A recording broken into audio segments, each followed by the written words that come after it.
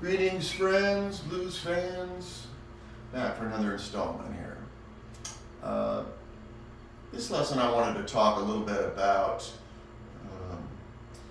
the idea of constraints on your practice. I've been reading this book entitled Inside the Box, and I think the author's David Epstein. I think that's right.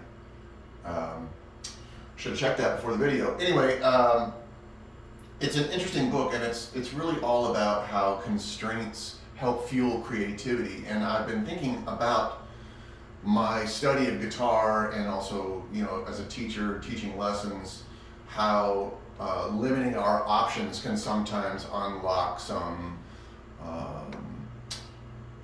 excellent learning moments. And I wanted to sort of talk a little bit about how I do that myself.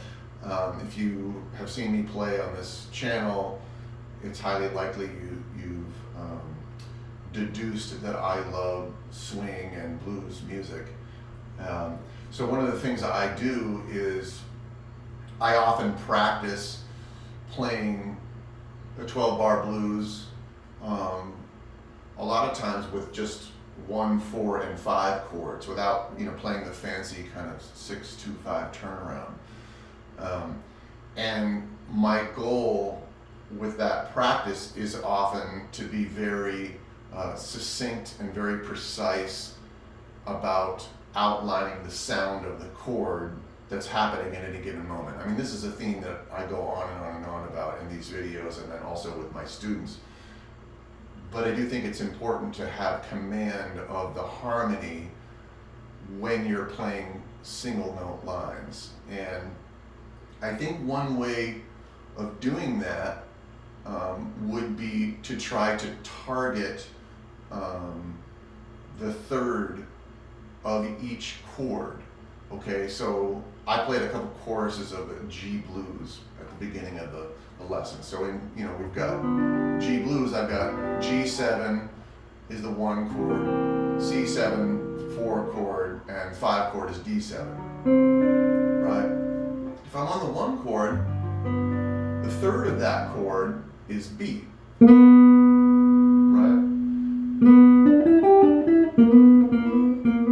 Okay. The third of C7 is E.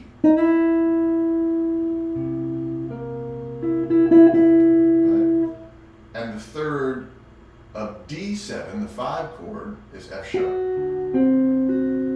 You can probably find that here. I mean, you should really do this all over the fingerboard, but for right now, we're just going to stick in this one spot. So, what's interesting about this concept is that the third of G, when we go to C, that B note on G has to fall down a half step, right? So if you're playing B natural, that really implies that we're on the G chord.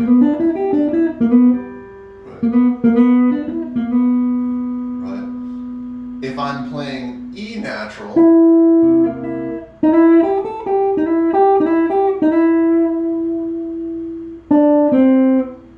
G, right? And then when I go to 5,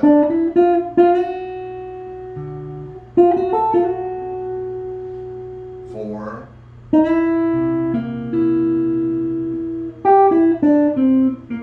one. Okay, so that's maybe a place to start. If you're unfamiliar with this, just to figure out what are the thirds of the chords, and where can I find them in a given position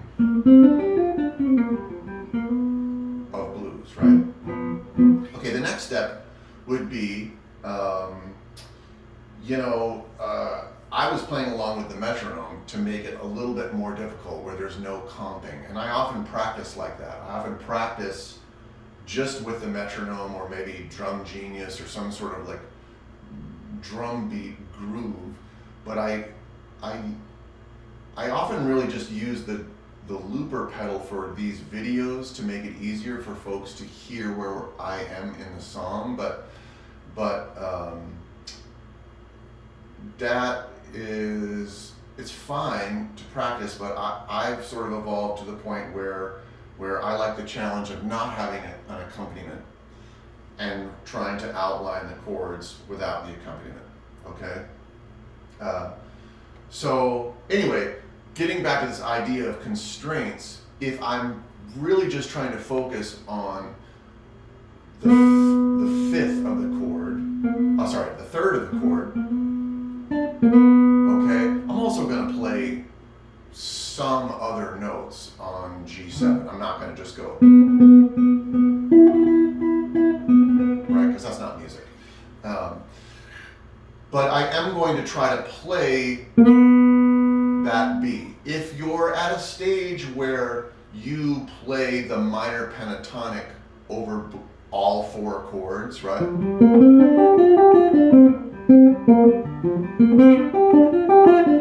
Which sounds great. What would be cool is if you just changed a few of the notes or just added the third, right? So maybe you're playing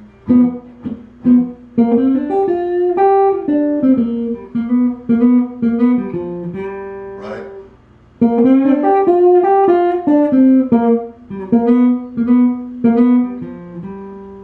Right?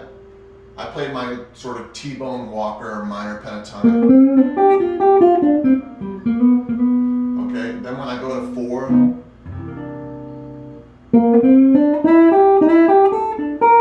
right, instead of continuing to just go,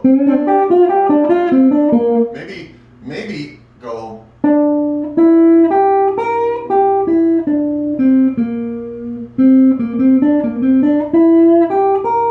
right, and play the third of C instead of just G minor pentatonic, right? Because now I have implied the 4 chord. Okay? Again, we're trying to just focus on just one little thing, the third of each chord.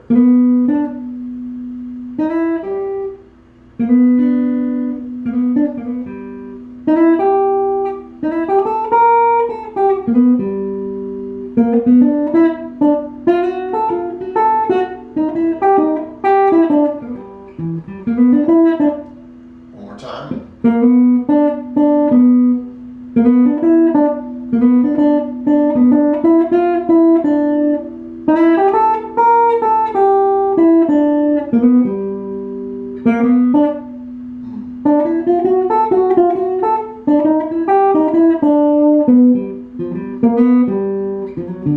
Right, you can hear where I am in the form because I'm consciously targeting these individual notes, okay? Couple thoughts about this. Keep it simple. Keep it simple. You know, I'm probably playing way too many notes for this demonstration. Sometimes just playing something like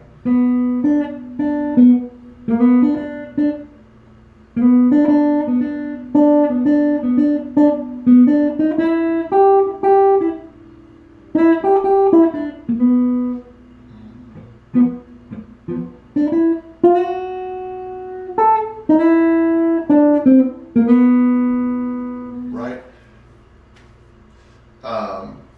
Second thought, it really is about ear training. Like so much of this stuff, like all the guys, all the legends that play this music that we love, hear how their melody has direction, that it's going somewhere. They're not just wiggling their fingers and hoping that something fantastic comes out. You know, they really are singing along with it in their head, or if you're in case of George Benson, he's singing it and then playing along on the guitar what he's actually hearing and singing. But it is about melody, and it's about being able to hear a melody. And this type of practice really helps us cue into what is the sound of the 1 chord, what is the sound of the 4 chord, what is the sound of the 5 chord.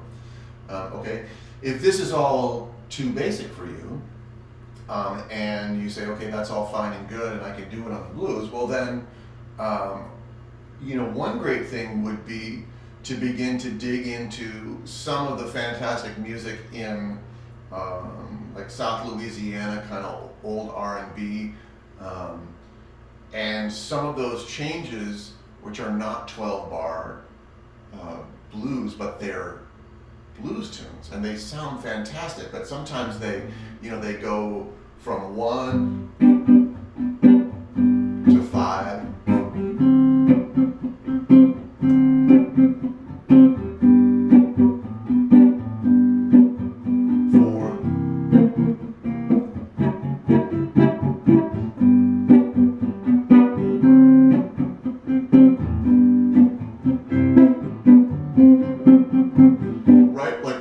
Play over one of those chord progressions with the same idea.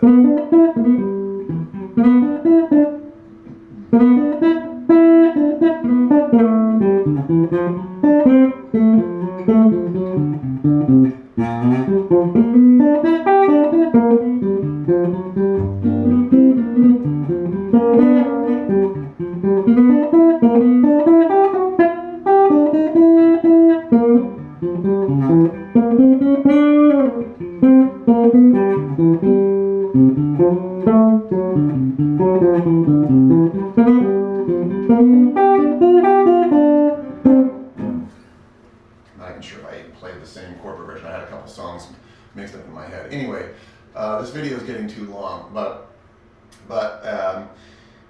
I just wanted to share this thought about maybe when you're practicing, limiting your options and just trying to focus on just one thing, one little thing that would elevate your playing and your ability to control harmony while you're playing single note lines or while you're playing melody. Anyway, I hope you guys are doing great, and we'll see you soon.